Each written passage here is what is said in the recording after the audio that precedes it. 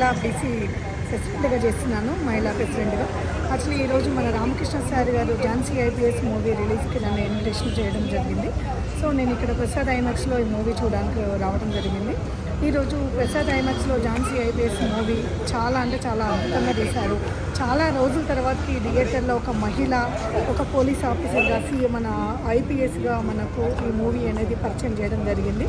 ప్రతి ఒక్క ఆడపిల్ల ఈ మూవీని చూసి ఆదర్శంగా తీసుకొని ప్రతి ఒక్క ఆడపిల్ల సమాజంలో ఎలా ఉండాలి, ఒక లక్ష్యం పెట్టుకోవాలి, సమాజం కోసం ఏ విధంగా పనిచేయాలి, తను ఫ్యామిలీ కోసం ఏ విధంగా ఉండాలి, సొసైటీలో ఎలా బతకాలి, ఎలా ఉండాలి, ఒక కాలేజీలలో జరిగే మనకు డ్రగ్స్ కానీ ఇలాంటి మత్తు పదార్థాలకు అలవాటు పడుతున్న వాళ్ళకు ఒక మంచి మెసేజ్ ఇవ్వడం జరిగింది.